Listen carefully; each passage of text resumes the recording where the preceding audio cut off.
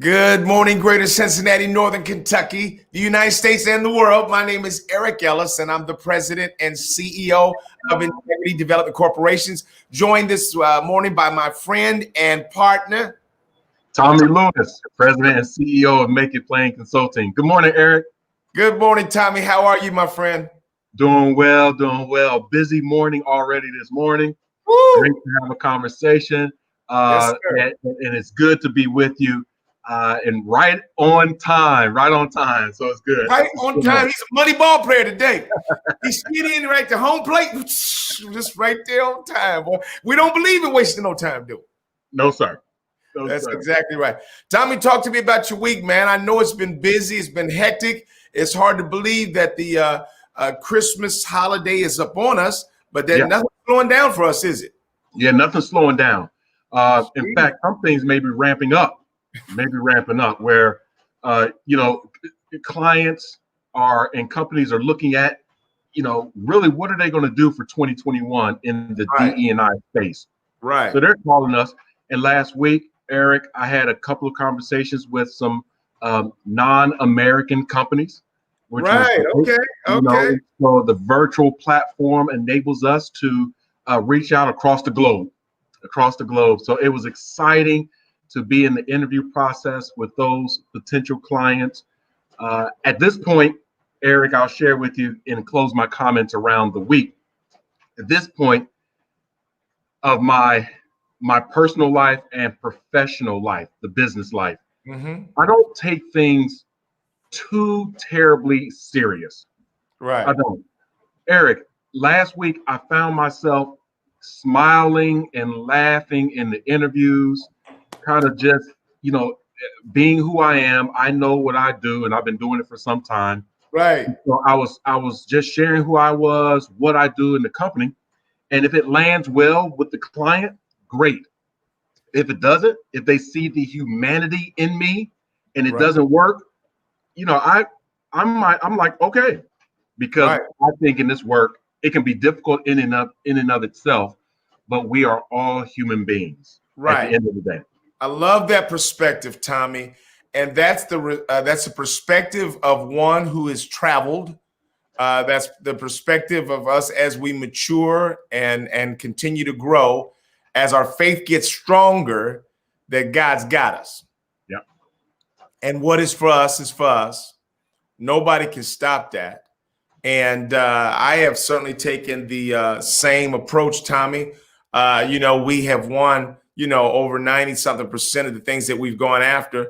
But for those that we haven't, I've literally congratulated them and said, hey, I'm so happy for you that you made a selection that you feel is in your best interest.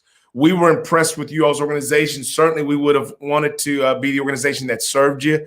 But our greatest interest for you is that you found the right partner. And the fact that you've done that, good luck. Let us know if we can help in the future. And many of them wrote back like a couple of times, like, oh, my God, did we make the wrong choice? No. You're good.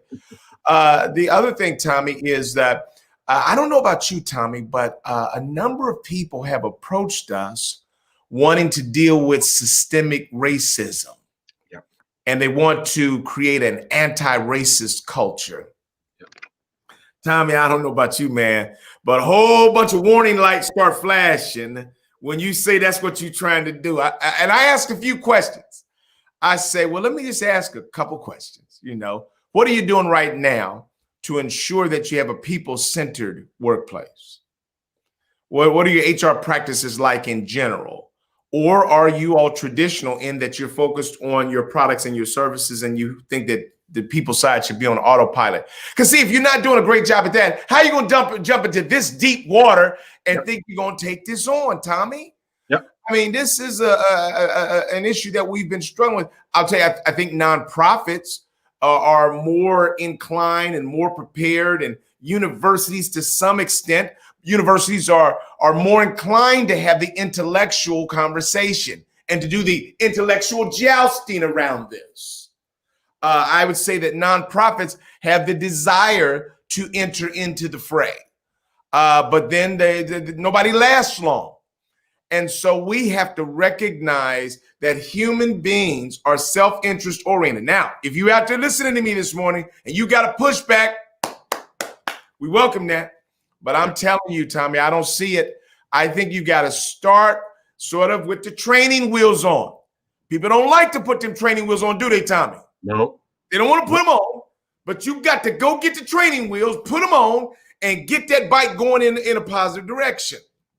And then when you finally convince everybody that all people matter, sorry, all lives matter, that's baby food, that's what organizations can take, then you can get to the different affinity groups and their needs. And certainly it would be admirable and right for organizations to deal with systemic racism and sexism and look at its culture.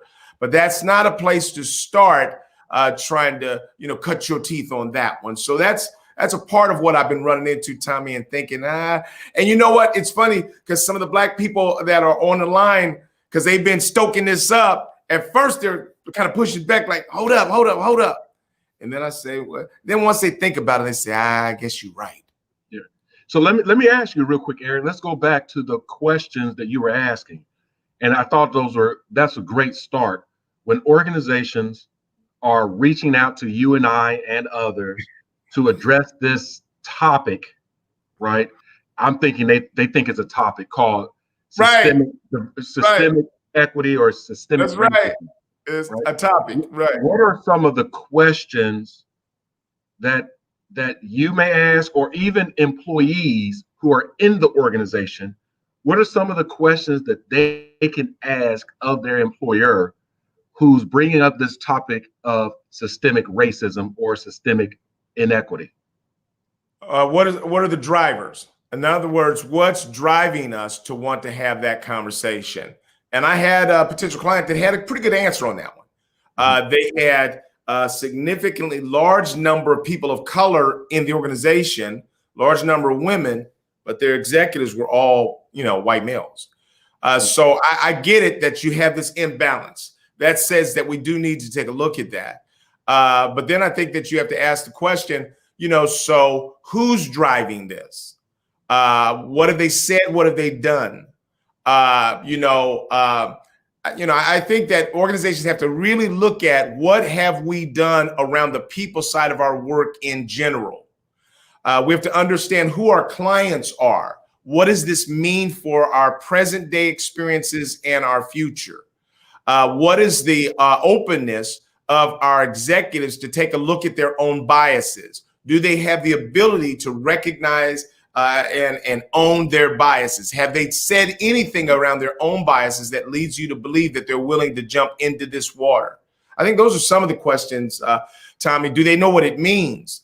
How will this affect other groups? Do you have LGBTQ? Do you have women? Do you have, people at different levels, different locations? How do those groups, what's their likelihood to be open to this? Do you have a plan beyond systemic racism? Those are some of the things that they have to, begin to consider and ask themselves. And I absolutely agree. And I ask you to share that as folks are taking their, pen to pad and writing these down. What I've been asking are these questions that you mentioned. And then also, Eric, I have been asking, in my opinion, even more direct questions. Right. So when a client comes to me or a potential client and says, we would like to have training around systemic racism, right? I ask, do you believe there's systemic racism in your organization? Ooh. Or is your organization systemically racist? When did your organization become systemically racist or systemically inequitable? And what events have occurred that have brought you to the point to address the systemic racism in your organization? So in addition to your questions, when folks are saying, we want to address systemic racism, I've learned that sometimes they're thinking of societal issues that's happened. Right. And they want to they want to make sure that their people of color are protected, as well as the white employees are made to feel comfortable, right? But not always addressing that their own culture, historically and systemically, may possibly be racist or discriminatory. Right.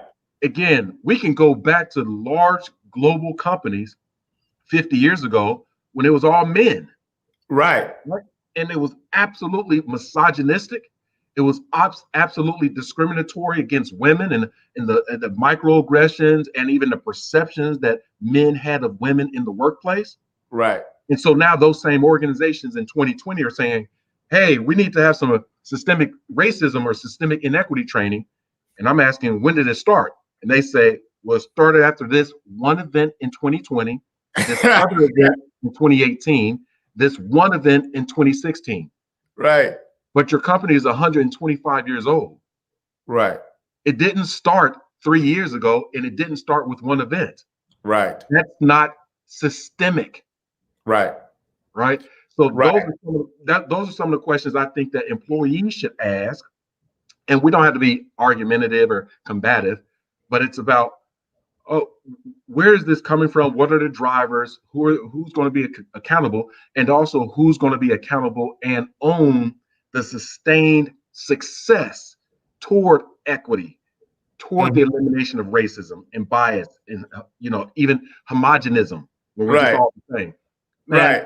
that's how my week has been, and you helped me speak to it. I love it. Let me continue here for just a minute. See, this is the benefit of us being in these conversations for decades. Yep. This is not our first rodeo. We're not just showing up to this conversation for the first time. And so I'll tell you, Tommy, just for a minute, I want to go back and say something that I say often. It sounds small, but it's big, that people are self-interest oriented. That's where human beings are. And so I would say to you that there are a couple of downsides of us coming to a conversation that's singularly focused. Now, I'm not suggesting that we don't need some strategies to deal with some of the different needs of different areas and traits of diversity. But I would say to you, one of the major downsides of us being race-only focused is that it actually disables Black people and people of color as well as white people, because it puts us in a box where the only role that whites can play when they come to the conversation is villain, and the only role that I have available to me is victim. So that's not a good look when we're trying to come to this conversation, because number one, it gives me nothing to do except to tell all my stories about how I've been victimized. It gives whites nothing to do but keep saying I'm sorry.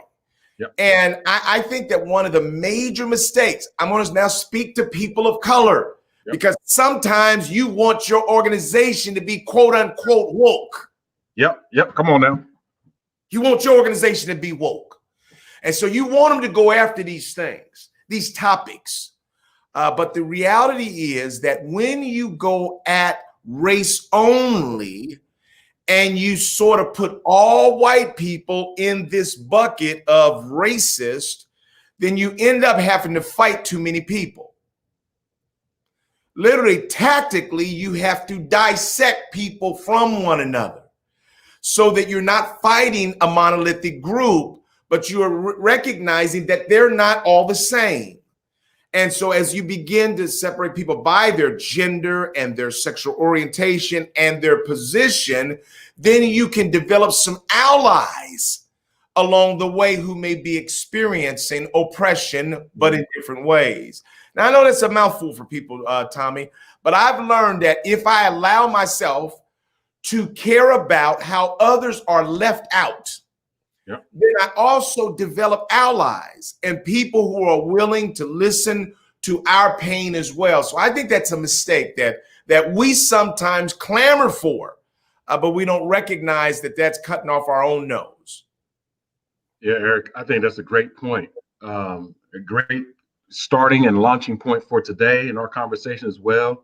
And we always want to, we're having a conversation, sure, but we always want to hear from our community, and we always want to share best practices and thoughts, because you and I think, Eric, we have absolutely evolved in our awareness, education, Right. competence, right, Right. and application of Yeah.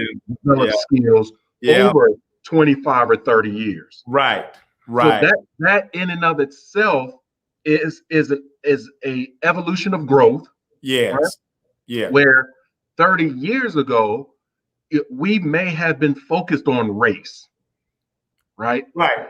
But now in 2020, to your point, we're seeing that focusing on race alone, That's the only point. Race alone. Right. race alone is not really moving the needle. It's not moving the needle, and it's creating more backlash against the people who are mainly in power. So I don't know, unless you have enough force to shift them out of power, then you're going to have to negotiate this space with people. That's not meaning weakness. I'm not suggesting you go to shuffling it and Uncle Tommy. You don't have to do that. You don't have to be nowhere. In other words, you strengthen your own self and your own talent such that if this is not working, I don't have to be here. Because I don't have to keep being here saying, oh my God, they're so nasty to me. No. I don't have to be here. Because my talent has made room for me in other places. Yeah. So let's then leap from that. Community, here's what the conversation that Tommy and I, the first conversation that we want to have. And Tommy, I've actually thrown a couple other things in here, if we have time. I want us to talk about COVID-19 vaccines and Black folks. So I want to get to that. And then I want to talk about how people should think about the Christmas holidays in this 2020 wrap up. So we'll come back to those, but we want to start with this. Why is it often so difficult for people to collaborate with others to identify and develop better solutions versus being paralyzed by the limitations of individual effort? So let me say it again. Why is it so difficult, Tommy, for people to collaborate with others to identify and develop better solutions versus being paralyzed by the limitations of us trying to get there as individuals or on our individual ideas or thoughts? And I've talked about this from, on sports teams, in our families and businesses and in the communities and society at large. You want to start with any reaction there? And community, please weigh in with us, because what I'm hoping is that out of this conversation, we will get to the other side, which is how do we begin to collaborate more with one another. But Tommy, let's start with sports, Tommy, since you have a lot of experience with that as well. So with sports and collaboration, for those who have ever played sports, no matter what the level is, there are very different personalities and self-interests on every team. Okay. And so sports can become very egotistical, literally, where you are competing against another human being for a starting position, right? To be on the field, on the diamond, be on the court, anything like that. And then you're also competing to be in that position on the team. Okay. Right. So that nuance of I am going out for self to be another person, and my goal is to be on the team to win as a team, sometimes can be an oxymoron. Wow. What your coaches have to do wow. is That's good. they have to take a look at the personalities of each player and get the most out of that player to be competitive for either that position or another position on the field. That's what the coaches do. Right. And what is the dangling carrot in sports? It's winning. Okay. Come on now. Goal, right? And so then coaches and teams, Eric, and as far as collaboration, doing it or not, then they have to define what winning is. Okay.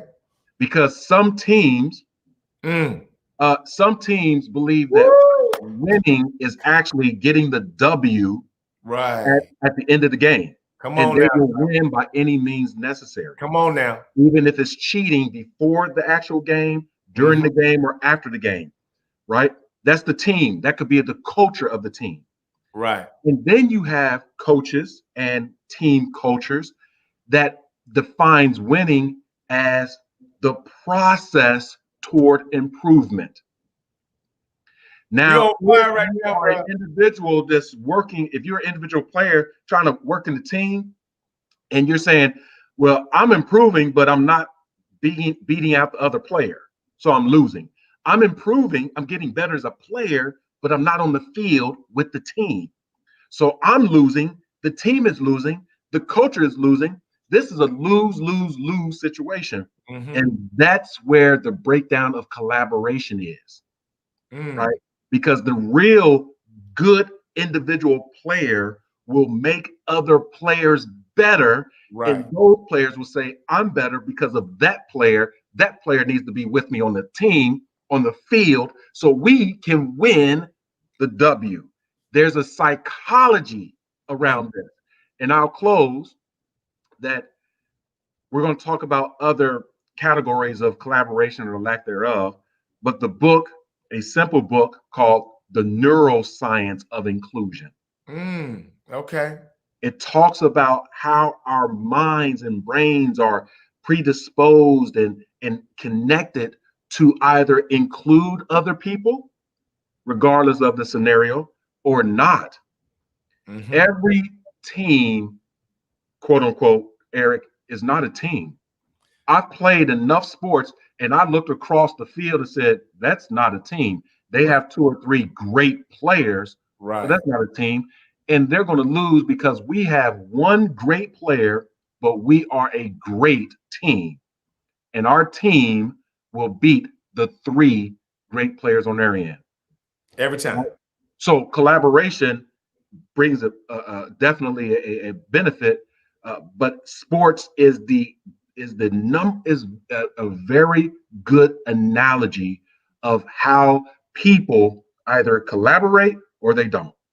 I love that, Tommy. And what I heard sort of screaming up in what you just said is the importance of leadership and the right objective, of identifying the right objective. And it's not always initially simply to win the game. Sometimes there's so many other character kinds of issues that are at play. I know that when I was in high school and I had gotten to the place that I was pretty good, and I was, held back and being on the bench by the coach, I wasn't in a collaborative mindset. Right. I was more I was hating on, to some extent, the people that were in front of me, not always hoping that the team would win, even hoping that they would lose because of what had befallen me as an individual player. And then I got to college. So I got cut as a senior in high school, grew 4 inches after high school, walked on at a college in Indiana, Anderson, transferred to Wright State, the biggest school I'd ever played at, walked on that team and made it. And I was so grateful to be on the team. And I finally was at a place where I felt like coaches saw me for who I was. And so in my first year, I played in most every game, but I didn't play during, all the essential times. I saw my job, Tommy, as to give the guy in front of me hell in practice and then be his biggest cheerleader in the game. And that's what I was. I knew what my job was every game was to come out and fire my team up as the big, let's go, guys, let's go. And then in the midst of that, sometimes the coach would say, let's get in the game. And I'd be almost surprised because I was so busy doing my role, collaborating from a place of celebrating others. And so when we have good leadership, fair opportunity, then we sometimes can collaborate better. But I think we also, Tommy, live in an individual-focused society.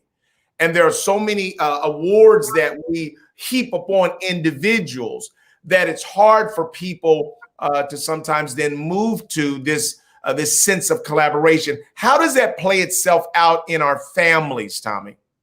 Oh, yeah, Eric. So it plays itself out in so many different ways.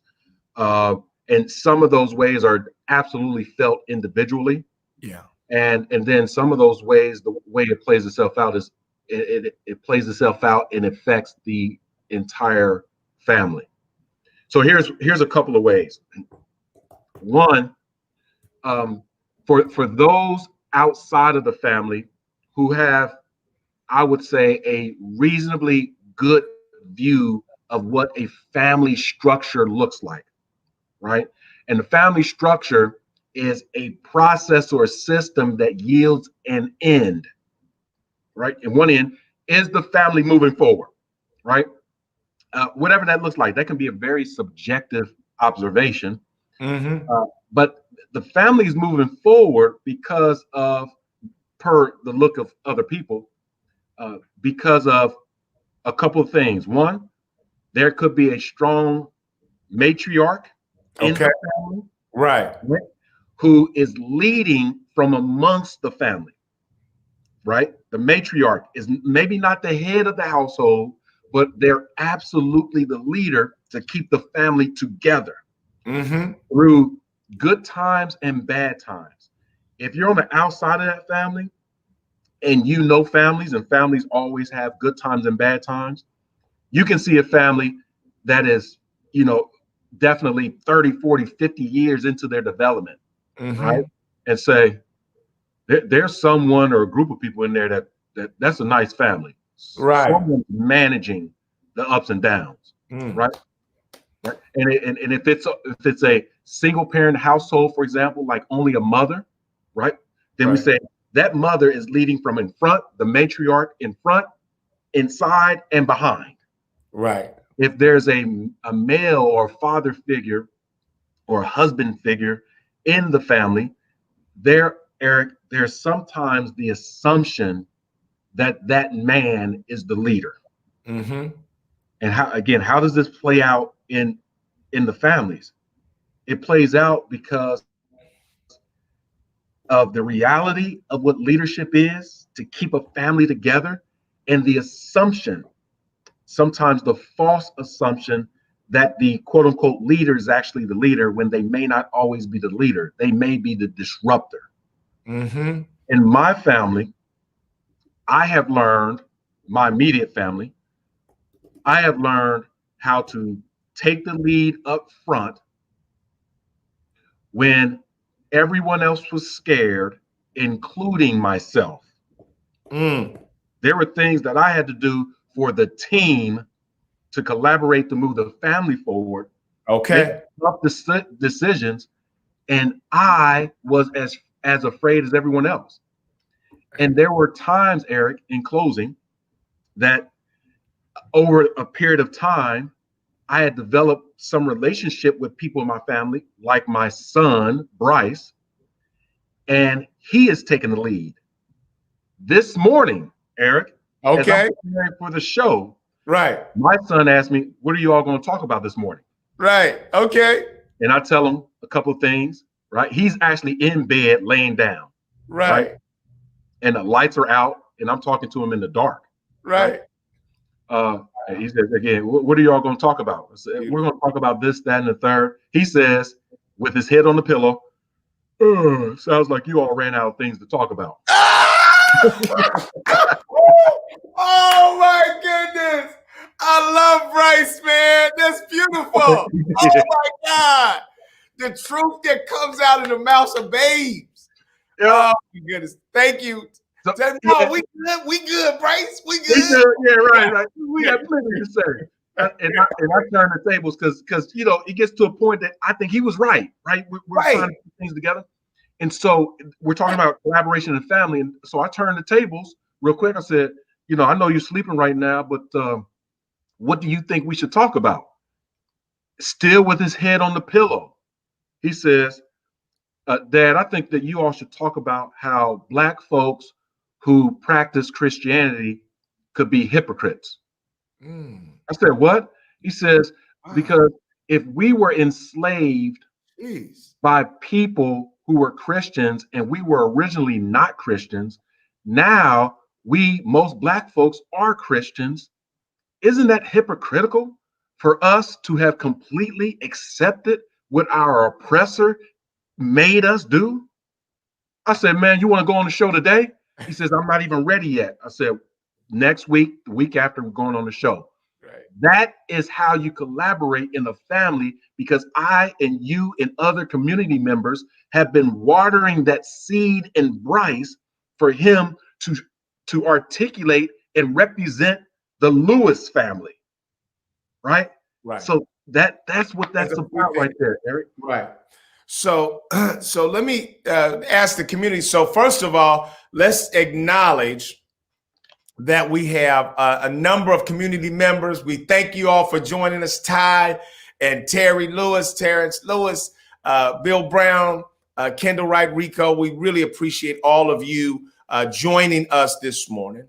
And I want to say that, Terry, I know you can weigh in on this in terms of how do we struggle? Why do siblings struggle within families? I have down here sibling rivalries is one of the things that occurs that sometimes can interfere with collaboration. I'm going to tell a positive story, and then I'm going to also talk about some downsides of growing up as well.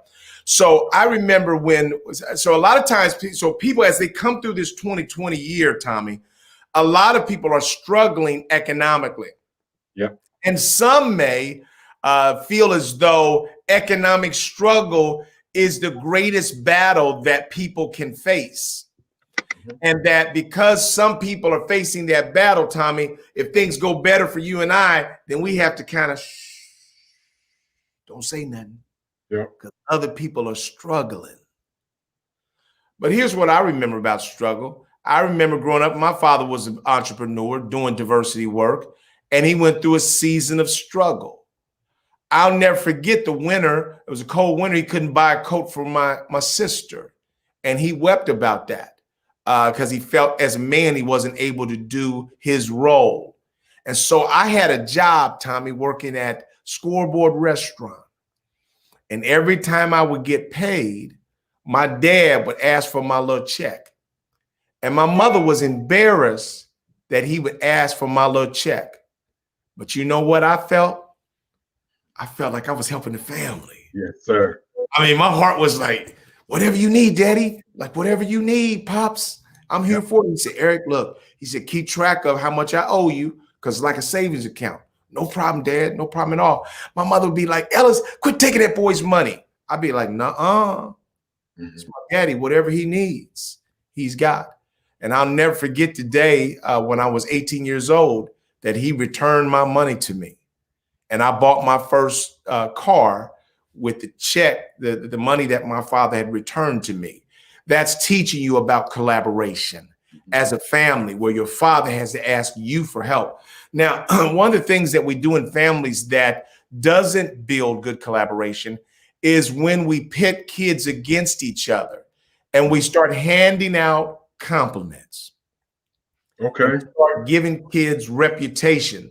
And my father did that.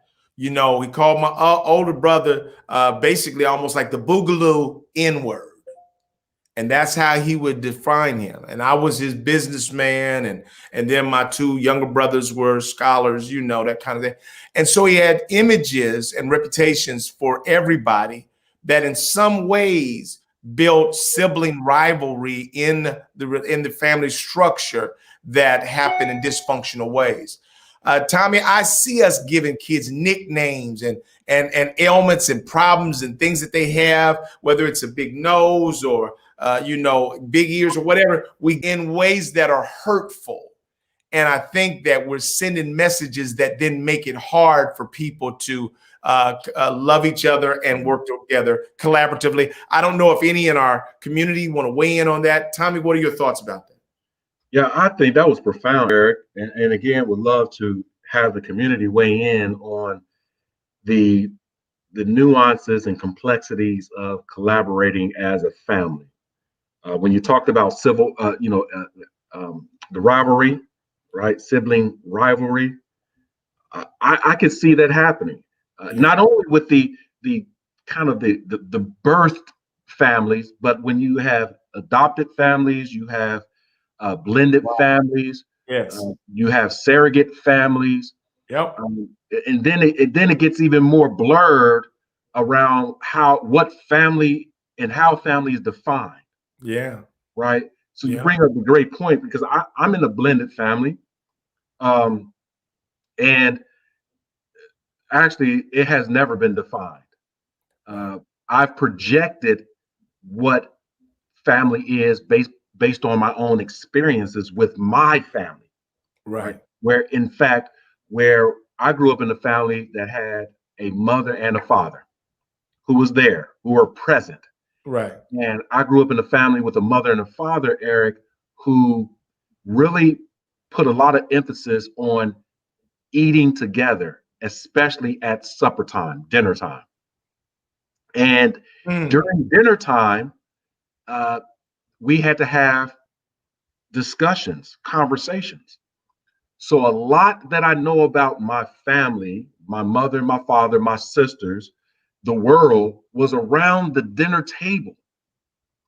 Even to this day, at my own house, when people come over to the house, we congregate in the kitchen and dining room area, Hmm. right? And that's where the bonding and the collaboration is. However, with my blended family, that has not always been the case. Folks Mm. have literally had dinner on their own with other family members in the house, in the Right. apartment, in the condo. Right. And so defining what family is the winning goal, Right. right? Defining it. When it's not defined, or in our case, it hasn't truly been defined, then we are individual players trying to beat the other player for the position and not able to make the team to reach the winning goal of family. Right. People on the outside are judging our performance, right? Oh, they got some good players, right? Right. Individual Right. players, they're good, Right. right? Mom doing her thing, dad doing her thing, the boys doing their things, right? Right. Right. But it looks like they're not winning, right? Because I Right. talked to one player, and that player went to the press complaining, right? Complaining about the locker room, complaining about what's going on, kind of putting out the family's dirty laundry, right? Right. That's the analogy, right? I'm going to move back away from the analogy, but what you said triggered my thinking. Like, man, we have never defined what winning is. That's good, Tom. Yeah, we're just playing a game. Well, we're going deep this morning, y'all, and we're asking you to look at this collaborative spirit and what is it going to take for us to move closer to collaboration than isolation. And so let me even bring it even closer, Tommy, and look at my own 4 children, who I love to death, love them all to death. And they all do music, but it's hard for them to do music together. Not impossible, hard. They are all sort of doing their own thing. And, and so as I look at that behavior, Tommy, I cannot act as though that came out of nowhere. So I ultimately had to scrutinize what is it about my own teaching that has led them to that sort of result. And they've worked together on things and they're sharing insight and stuff with each other more and more as they get older. We know that sibling rivalry is natural. It's the thing that happens in most families. But I don't think that there's any harm in us trying to scrutinize what role have we played in it and what else we can do besides our words to demonstrate the power and value of collaboration. Because I guess in some ways, Tommy, I've been used to being an individual contributor. You know, go to your cave, work your magic, get your little formula together, and then come out like da-da! Yeah. Here it is. I accomplished it. And I know that we're living in a society where the culture is focused on rugged individualism. So we can't underplay how much influence that has had on shaping the way that we operate in our lives. And the reason why I believe I'm attacking this, Tommy, because I believe that there are some solutions and some answers for us out of oppression as we begin to scrutinize how we are behaving and operating so that we can do what people need to do. People have to coalesce and collaborate if we're going to achieve our greatest success. I have a question for you, Eric, because again, when you alluded to your children, it triggered this. So you're saying you were going to, take some, reflection to see what you did and how you contributed to kind of the current state. And that's on the nurture side. So you're taking a look at how did you nurture this real time? So we know that people say, is it nurture or is it nature? Right. And nature is that this is natural. It was going to happen. Right. What do you say to people who do not look at their own self and how they nurtured a current state, either functional or dysfunctional, collaborative or individual, versus when they say, it's not me, it wasn't nurture, it's nature. Everyone can't work together, even family. Right. What do you say to that? Tommy, that's a good question, man. I'll tell you. So I'm of the mindset that everything happens for a reason, and there are things that exist outside of your control, and there's others that exist because of your control. And so I choose, Tommy, to constantly be reflective on what role have I played in it, because guess what? The game's not over. The game's not over. So I can't throw in the towel and say it is what it is. You and I are developers. We always believe that things actually can be better. They can get better. If you put effort toward it, study, reflection toward it, you can improve. And so the game's not over. And so as I see things bubble up in my kids, I see a bit of the artistry of our work as parents. And I see some of the gaps and holes. And so all I do is I put on my schmuck, I get out my brush, and I keep painting, Tommy. I keep painting. Sometimes I'm painting on me, and sometimes I'm painting on you. I'm apologizing. I'm owning some of the things that you may be frustrated by. I'm owning those. I'm seeing some of these things are a reaction to what we did with the upper siblings, the older siblings, and then what happened with and I'm studying those things so that we can continue. Because at the end of the day, here's the question that everybody's asking is, do you love me? That's the question they're asking. Do you love me? And the more confidence I have, parents, that you love me, then it increases my ability to love my siblings. If I have a sense that you love somebody greater than you love me, then that's going to be a problem for me. Mm-hmm. It's going to be harder for me to collaborate with them. So I know that my job is to keep dishing out love. Yep. Unconditional love, man. Now, here's the other part. Hold on to your seats out there before you thought that was easy. Sometimes you got to reflect on, do you have equal love? Now I can tell you before you even start answering. Don't even start opening your mouth to answer that. No, you don't. Maybe at a fundamental level you do. You know what I'm saying? At a base level of I love, that's there. But sometimes you like ones different than others, and sometimes that comes bubbling through. It bubbles through. And so you got to keep checking that. And I'll tell you that I'm grateful to God that he's allowed me to see these wonderful aspects in each of my children. And I can tell you that I can see more clearly now than I could at different places along the way. So I do better with this adult thinking, talking. I worked with every age, but really, I'm really good at this one, at this age of the talking, thinking, because I can hear him and I can be amazed by him. You know what I'm saying? It's a whole nother thing that puts everybody more on this even playing field.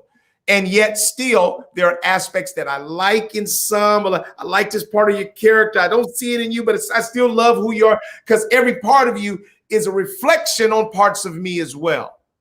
But this is something worth taking a look at, Tommy, and continuing to work on and continuing to be receptive to your impact, the impact you've had on what is. Yeah, that's profound. And I think the community is chiming in. Thank you, community, as always. You know, we do not expect by any means that everyone is going to think and feel and experience the same. Right. We want to hear the diversity of thought, the diversity of experiences. Like Eric and I, obviously, we come together every Saturday, but we're together more than just one day a week. That's right. We talk with each other more than one day a week. And I'm certain that there are things that I share that Eric doesn't agree with. And he pushes back, right? He asks additional things for me to consider, and vice versa. And what I've learned from my brother, Eric, is that there are a couple of things that I keep pulling from him that I put into my repertoire of tools to help my own family. One, I do not physically have 4 sons. Again, my family is blended. Right. So I don't have 4 children. I have birthed, well, not me, right? But biologically, I have 1 son.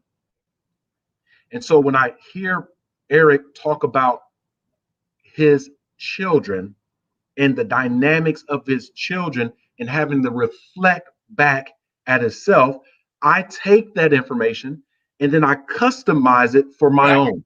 Right, right. So I say I have 1 biological son and 3 quote unquote step. And I say step because love is love, right? I call my stepsons my sons, right? Because I do, at the bottom of my heart, I love them. Right. Absolutely. I don't always like them. Right. That's just what humans are. That's where humans are. And I'm not just talking about, for those who are recording this and taking notes, I'm not just talking about my stepsons. I'm talking about my real son too. Right. And I'm like, Bryce, you need to get away from me. Right. You know, you don't love me. Yeah, I love you, man. You know, but I just need a little break here. Just need a little break here. And I remember my father telling me that, boy, I know you playing baseball real well. You playing football. I see you in basketball, and you are a heck of an athlete. But the way you spoke to your mother this morning, I don't like it.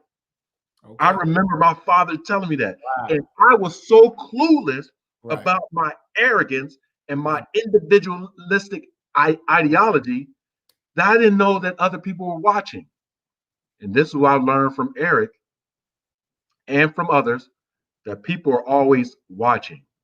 And then, Eric, we are capturing our thoughts and our conversation, our voice in purgatory. It's going to be here forever, as long as we know, for the last 10 years. And we're very conscious of that. Very conscious, right? So, yeah, don't be no fool out here. Yeah. I think we're helping people to have these conversations. I like this. I'm gonna bring this in. Thanks, Steve. Each of you, Kendall, all of you, all that weigh in, we love your thoughts. That can depend on the actions of your kids and how receptive your kids are to your parental leadership. This thing, man, it's a symbiotic relationship. It goes back and forth. Chicken, egg. Which one is it? We're not going to be right all the time. One of the things that I've learned to do as a parent of adult children, Tommy, is really give my children the full respect of being an adult. I can no longer ramrod my parental answers down their throat. I really, and they have a greater clarity around my humanity. So we are no longer the superhero parents that, we just flew through the sky, being able to leap tall buildings in a single bound. No, that myth is shot now. They know that we have feet of clay, but they also know that we are also uncommon. I mean, they look at their parents and say, hold up, I got something a little special here. So I appreciate hearing that back from them now, that they can see, hey, I got a pretty good deal here, you know, in this set of parents. But what I love, Tommy, is seeing that they do recognize my unconditional love, our unconditional love for them. But it has meant that as they get older, that you got to say you're sorry. You've got to apologize. You've got to listen. You can't dismiss their feelings as though they're not a reflection or a result of some actions that have been taken. I don't think you can take it all on yourself, but I choose to take responsibility, Tommy, because it doesn't hurt me. Responsibility doesn't hurt me, and it gives me something to keep doing. Let me ask you, Eric. And again, I know we have some other topics we're going to talk through, and Right. again, the community is live and well. Thank you this morning again. So, Eric, how could one say I'm sorry without actually saying the words "I'm sorry"? That's good, Tommy. That's a good question, man. Now, I'm going to tell you that it can be done. Let me say that. But I have found that I have to take the painful road of saying not just the words, but the associated action that reflects and demonstrates the genuineness of my words. Because hollow words alone don't mean anything. I'm sorry, that's nothing. Right. Actions sometimes sort of humbleness, not arguing back, but I didn't apologize. That's okay.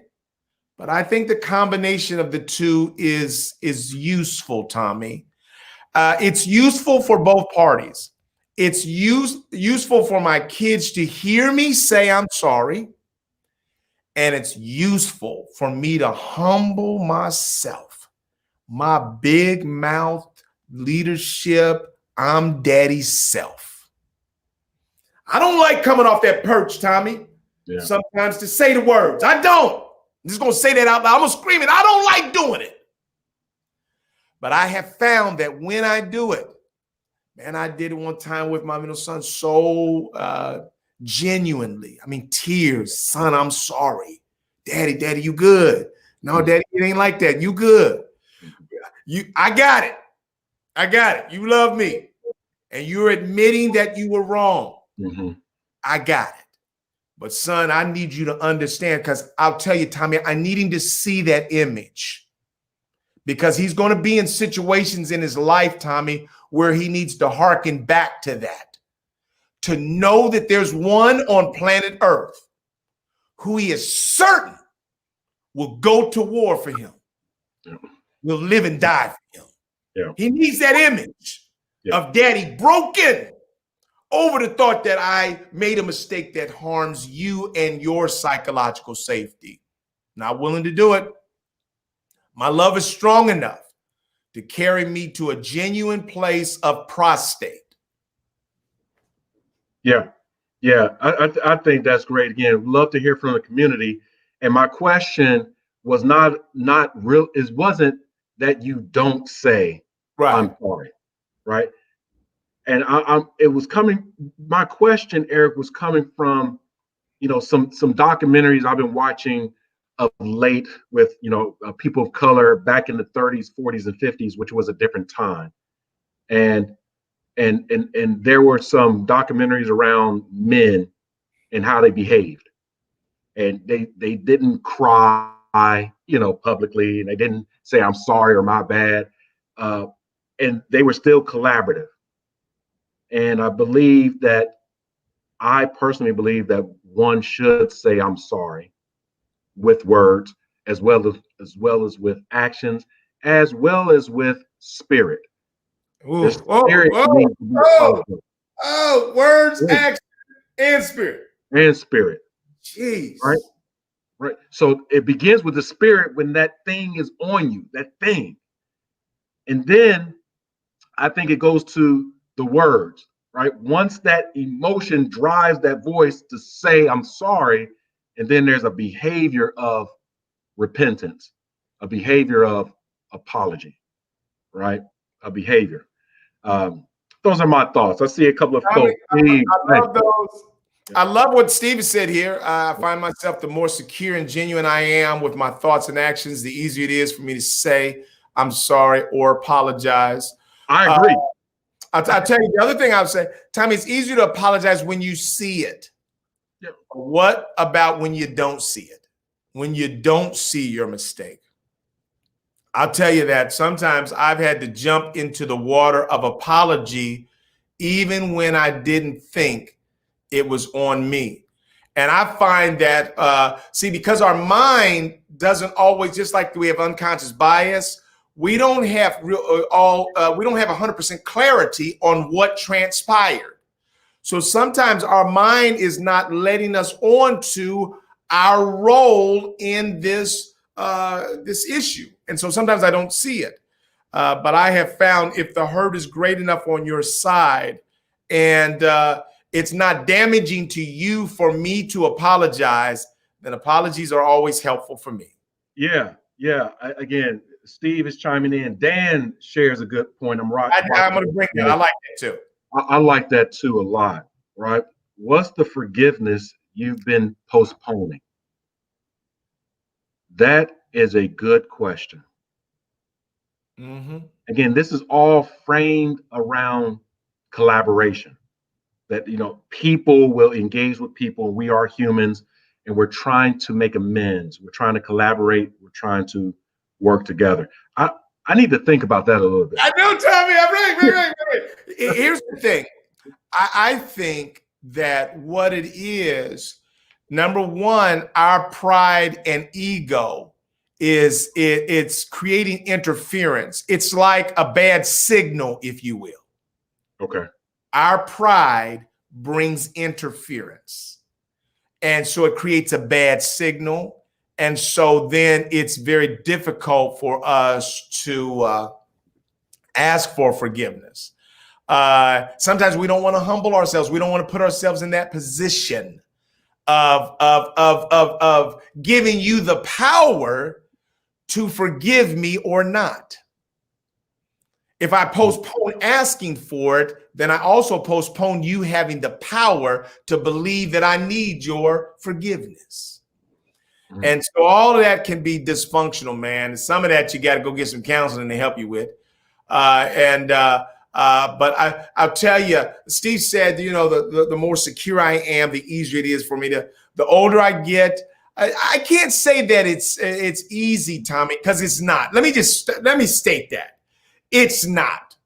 I do it, but it's not. It's easy when I can see clearly that I blew it, but that's not often. I mean, we don't always just say, if we're in an argument because we believe we're right.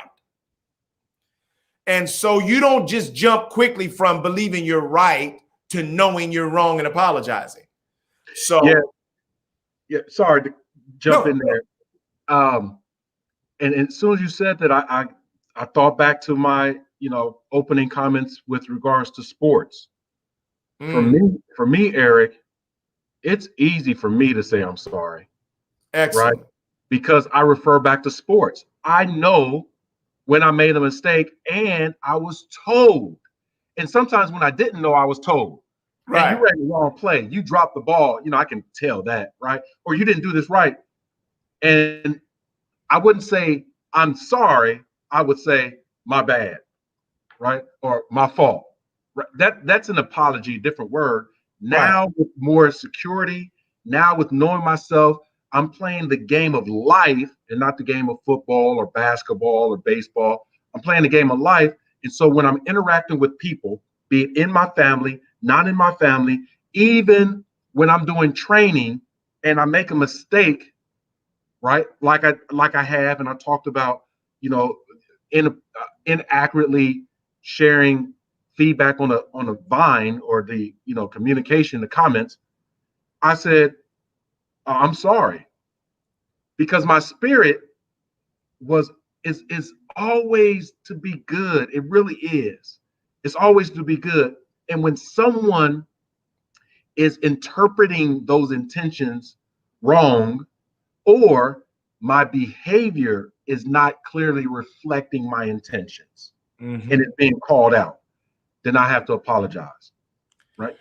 In other So words, when I have no intention of hurting my family, and then in the throes of the conversation, I say something that is hurtful, and they say, "Oh, why are you being so mean? That's hurtful."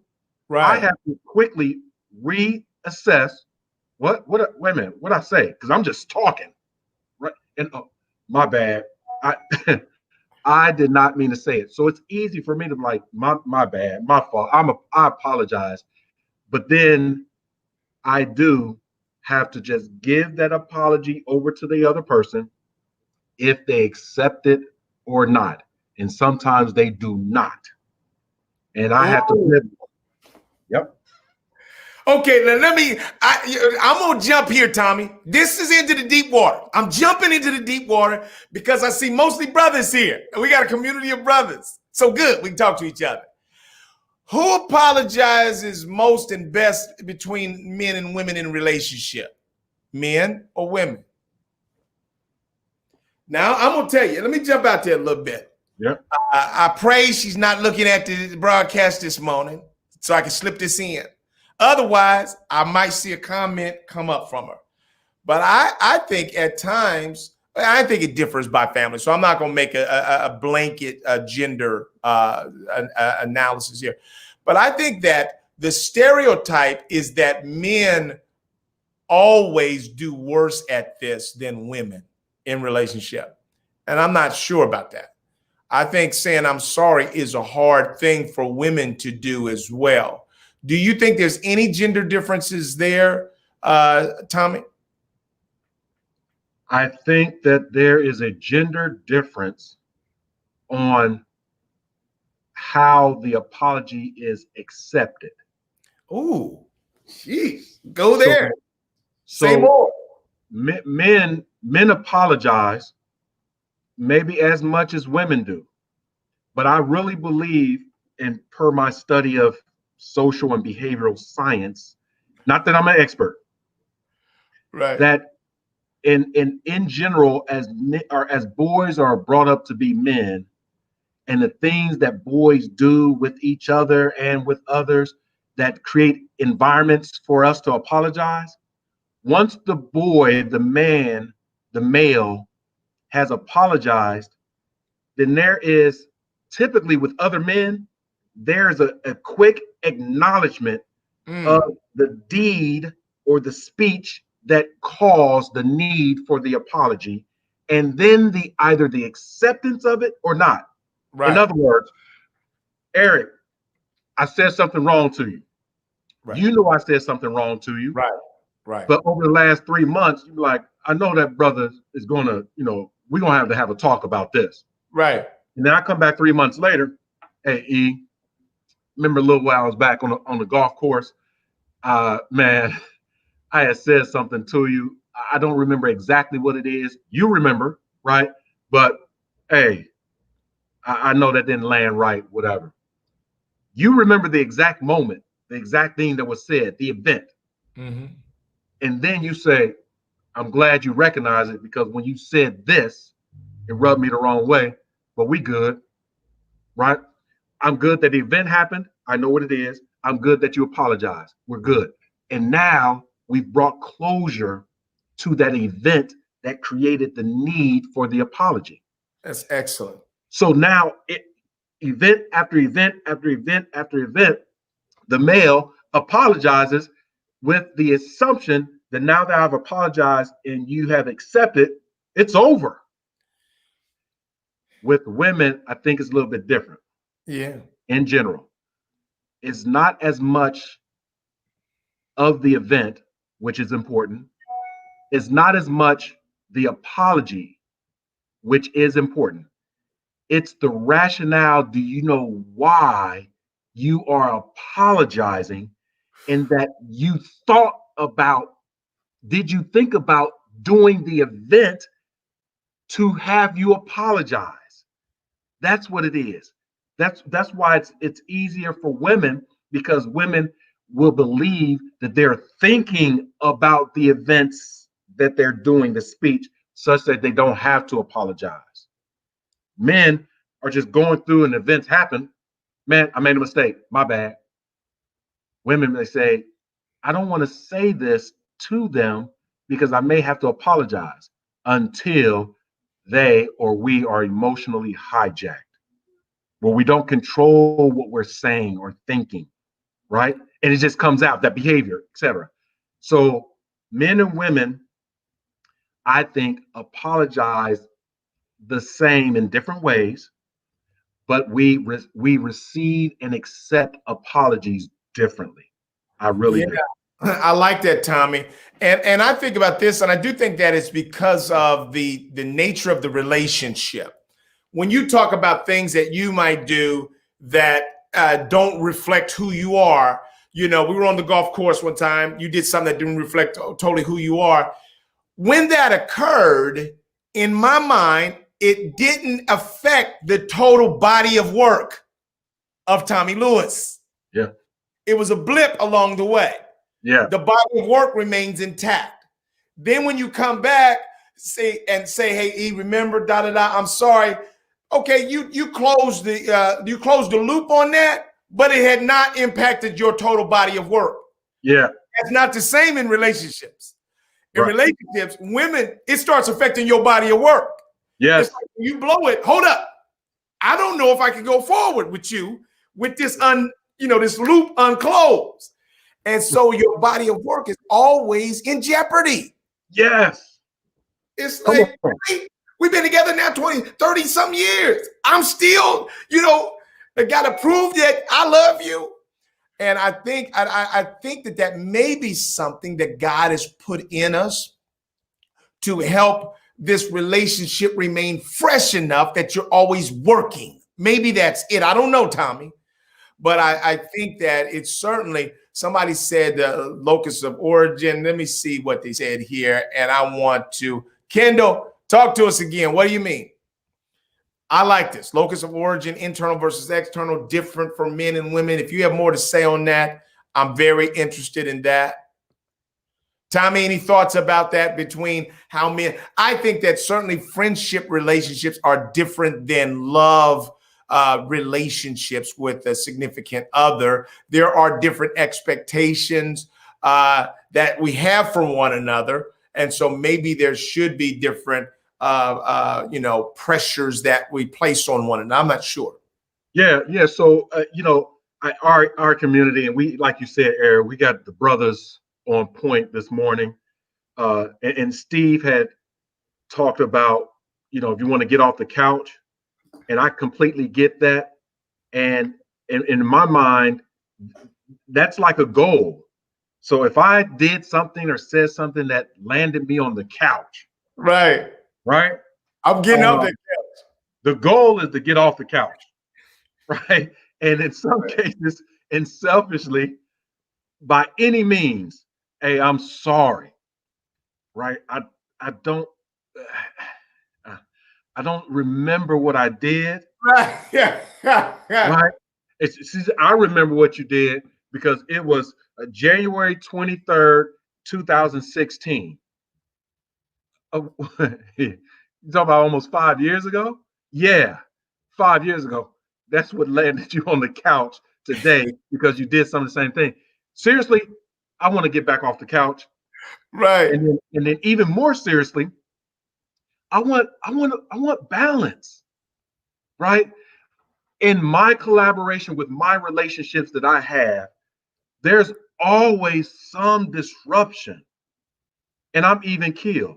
I know brother Steve, right? I know, Ken Wilson, that dude, right? It's all balance. Right. I love our community right now, Eric, because we're talking about collaboration and we're talking about apologizing and we're laughing, we're serious about it. But I really think at the end of the day that you and I and the brothers in this community right now, we want peace. Woo! We want calmness. Right. I really, really think that we ask God for some normalcy, some evenness, some balance, right? and that we're trying to just go through this thing called life. And sometimes what we do or say is disruptive to that peace. And then sometimes the disruption just comes to us and we have to respond. And then to get back to balance, hey, my bad. I apologize. I didn't even see this thing coming. Right. Right. That's what I think about that. What did Kendall say? Kendall, I can't believe Kendall. He's selling out the brothers with some knowledge. I can't believe it. My wife gonna be happy to see this. She's probably screenshotting this right now. Attribution theory.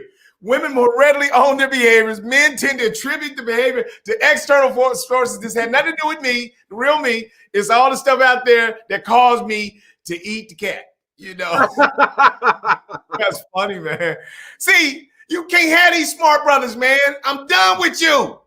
We was on a roll. We had throw the women under the bus, run them over a little bit. We hadn't backed up over them yet, but we was on our way that way. And then Kendall comes with some great knowledge.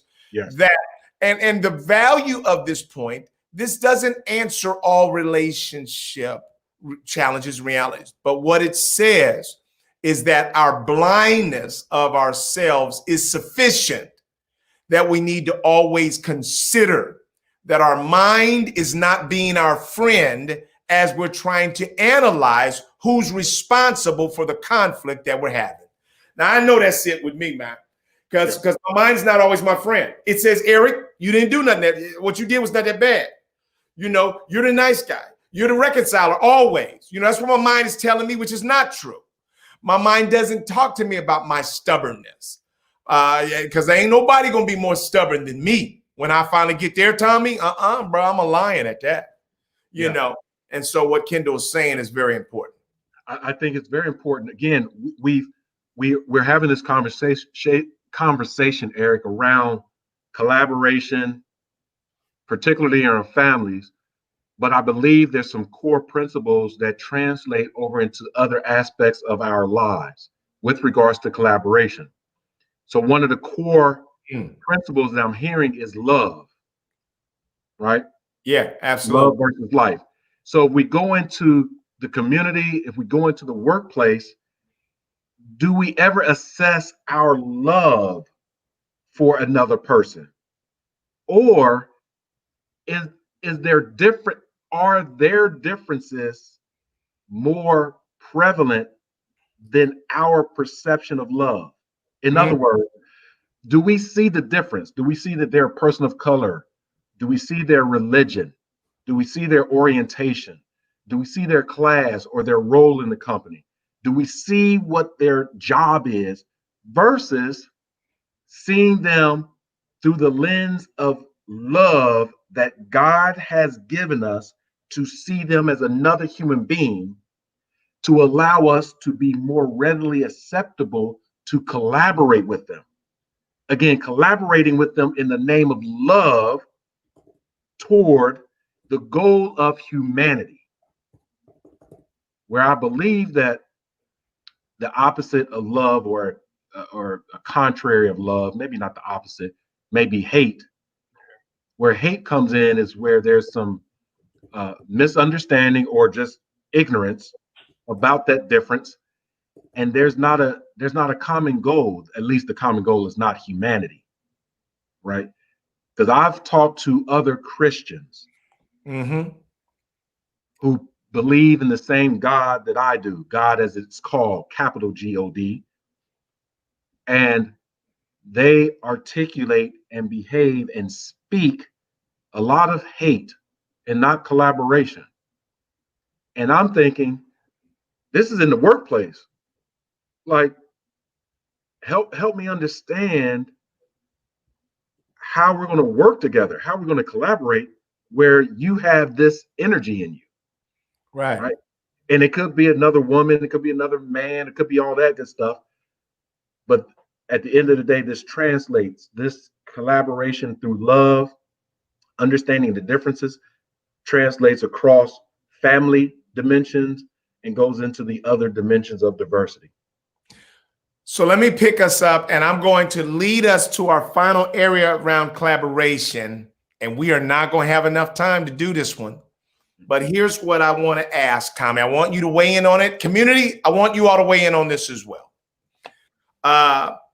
So my perception, Tommy, is that as a community, people of color seem to have more energy to invest in oppositional collaboration and confrontational collaboration versus productive and transformative collaboration.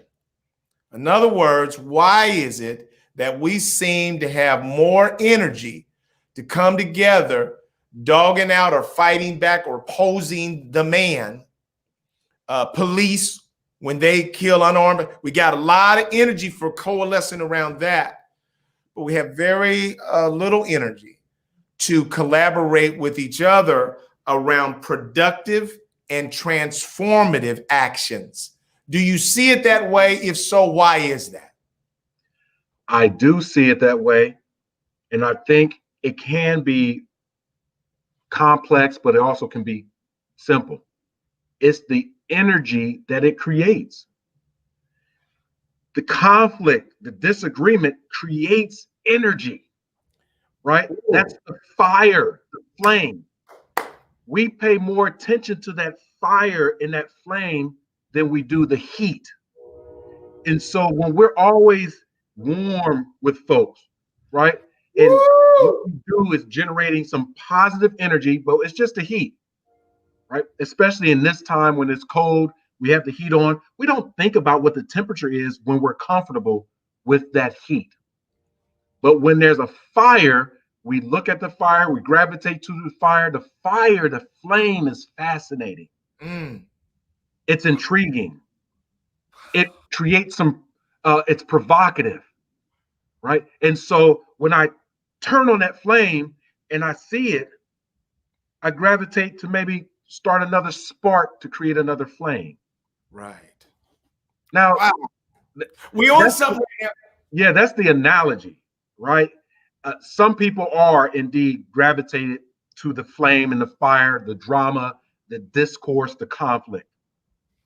Others are comfortable just being warm, being, just being in environments and situations that make them feel good and comfortable, right? And even those who like the flame, that heat, right? They themselves may say that again, Tommy. Tommy, say that again. They may have an interest of getting maybe growing from that, right? Those are my thoughts. You said some like the flame and the heat. Yep.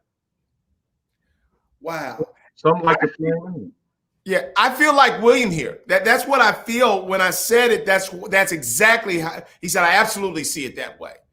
That we have more energy around this oppositional and confrontational collaboration than we do about transformative and productive collaboration. And the question is, how do we get Tommy to because see, here's what we know. You're saying there's a part of us that likes the heat, and it doesn't take much time to show up to an argument.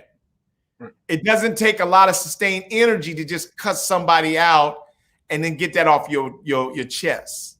Mm-hmm. But it takes more energy. And so we know that one of the tactics that communities use now is that when a Black person is killed by an unarmed police officer, number one, they say, okay, we're going to have a council meeting on Wednesday. All the Black folk get ready. We going down to City Hall on Wednesday. And then they say, all the Black people are coming down on Wednesday. Change it to 2 weeks. That's all you got to do. Because that energy is short-lived. It's like the Bible talks about the kind of ground that seed falls on. And that ground is stony ground. And it can be burned up quickly because those seeds lie on the surface.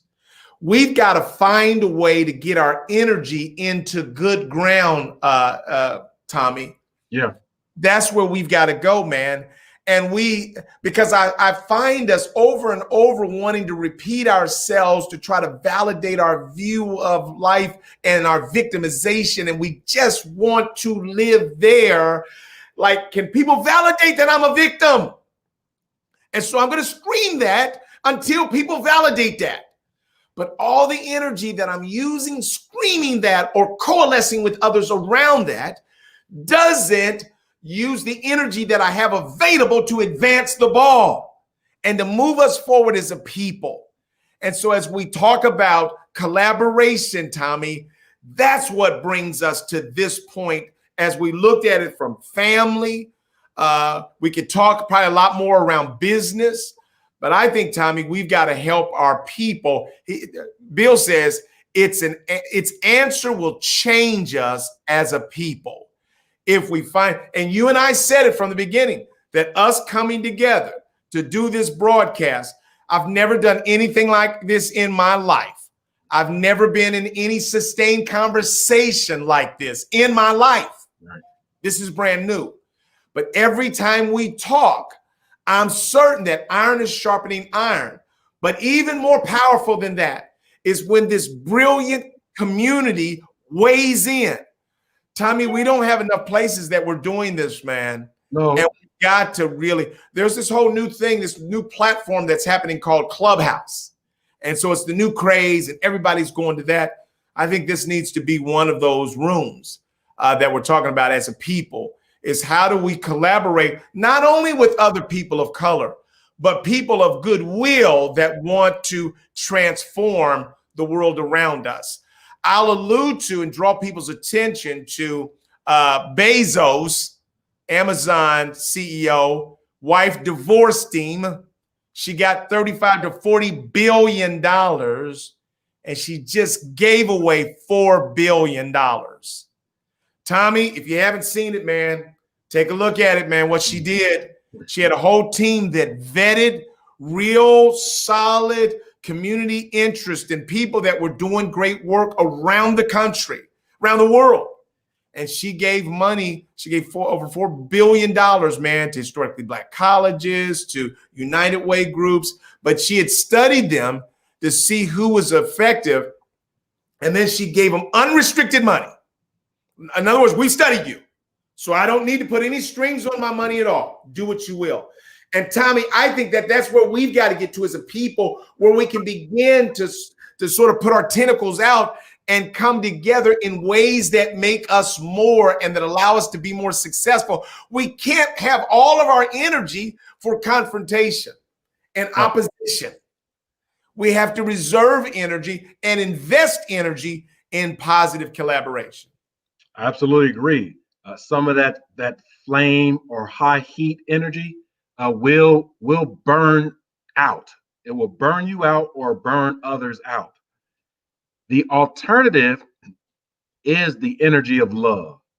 It really is, Eric. The phenomenon of love is that no matter how much love you give, we're blessed to be able to give more, especially when that love is received, especially.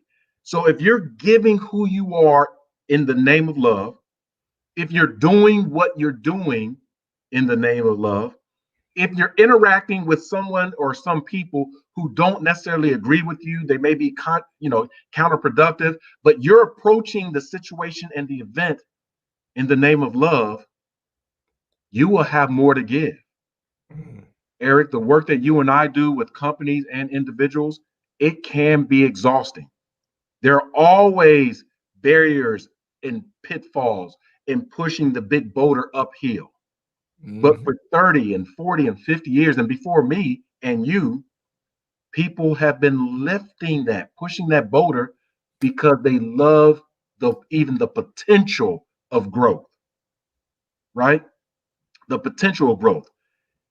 And so I want to close with a comment and invite folks to watch a television show that me and my family watched yesterday. A character that I was familiar with and my family was not familiar with, Ma Rainey on Netflix. It does have some language in it, Yeah. so be protective of that. It does have the N word, uh, and be protective of that. But Ma Rainey, a jazz musician, also called the grandmother of jazz, Hmm. early 1900s. She was born in 1886 and died in 1939. And she was an avant-garde. The Netflix film is not only about her, it is an August Wilson depiction of one of his series of plays. Right. The only play that he wrote that was outside of the city of Pittsburgh, Pennsylvania. The only one. Excuse me. I advise you all to watch that from beginning to end. It talks about how we communicate with each other, Yeah.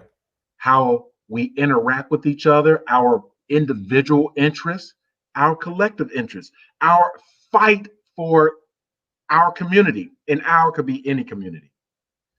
And then even some things that still happen today, like someone stepping on your shoes, Right. and how that act can generate some heat that turns into a flame, Hmm. right? All the way to today. I highly recommend you take a watch, take a listen, not only for the dramatic interpretation of our community, but also the music itself, and stay on beat, people. Let's stay on beat, stay in rhythm, right? Mm. Dr. King talked about the drum major instinct. We need to get our rhythm back, get back into love, I think, get back into collaboration, move Love that. away from being offbeat with the hate. People in our community right now, we're here because we're in lock and step with each other, right? To be, so that those are my closing comments for I today. love those closing comments. I want you to take a word back to Bryce when he wakes up. That part of what you and I do is that we allow the agenda to be loose enough for God to be able to intervene. Yes. And sometimes, as experts in our work, we're used to tidying up agendas, Yeah. and dotting all the I's and crossing all the T's. But I think that one of the problems with that is that we can sometimes plan all the time in such a way that we literally squeeze God out of our conversation because Yes. we already got it. I can tell you this, Tommy, you know this for sure. A year ago, you and I never could have imagined that maybe 100% of our business would be done online, could we? Nope. You and I could not have imagined a year ago that we'd have more business this way than ever in any other way that we've done. Right. We couldn't imagine that, could we? Nope. So God took tragedy and he literally stepped in and say, watch what I do. Watch what I can do. So I think that that's a part of what's happened in this conversation today is that we've had a chance to take a foray, if you will, into a very important area for us as a people. We've all heard people say that hurt people hurt others. What you've said, Tommy, is loving people can love others. Yeah. And that as we allow love, that power of love, to erupt inside of us, it can transform ourselves and the world around us, Mhm. our family, our business, our clients, the people that we serve. I'm grateful for the conversation that we've had today. Tommy, it'll be Christmas by the next time we come back. It's Yep. next Friday. Any last thoughts that you have, or happy holiday wishes that you want to give people advice around Yeah. not worrying about you not having money to buy everybody 1,000 gifts? Just real quick, community, thanks for joining us once again today. We will get to these topics that Eric had initially offered up, like the vaccines, right? Right. Like COVID and impact, etc. We'll get to those, right? And next week and the week after. But I would offer up that in this season, because we're moving closer to the end of the year, And during this time last year, Eric, remember, and I came back to it a couple times that I said that 2020 is the year of reinvention. Yes, you did. Yes, you did. Oh my God. Yes, you did. Right. Right. So this year, and I'm offering this up in my own self-reflection, Okay. that I believe God is going to continue to move. And I would ask that each one of us, in our own private moments, listen to what God is telling you. Obey. The word for 2021 is obey. A funny sounding word. O-B-E-Y, obey. Obey him. Stop pushing back and being conflictual. Simply collaborate with him. Obey and follow him. The word for 2021 is to obey. Right. And we're going to begin that in this Christmas time season, going into the new year. Right. And I love obey, we have to listen to ourselves and listen to others. I love that, Tommy, because it reminds me of this. I'm going to say, obey the purpose that God has designed in you. Yes. Because that's how you get there, is that each of us has a purpose on this earth. And sometimes we are railing against what we were designed to do. But when we find ourselves in lockstep with our purpose, there's nothing that can stop us. Tommy, you started the conversation off today by saying, Eric, I'm more comfortable now. I've relaxed. Why? Because I know what's for me is for me. And so if a client chooses me, that's great. If they don't, that's great. All good. Yeah. Because I'm more secure that I'm doing what I'm supposed to do, and I'm going to be working with the clients that I'm supposed to be working with. I'd like to say to everybody, love each other, care about each other. It's not about the material things that we give. Materialism is fool's gold. It's about you're still here for a purpose. Try to deliver on that. Enjoy the week. Thank you for joining us. We love you. Tommy, I love you, man. Love you too, Eric. Love you too. Merry Christmas. Merry Christmas to you.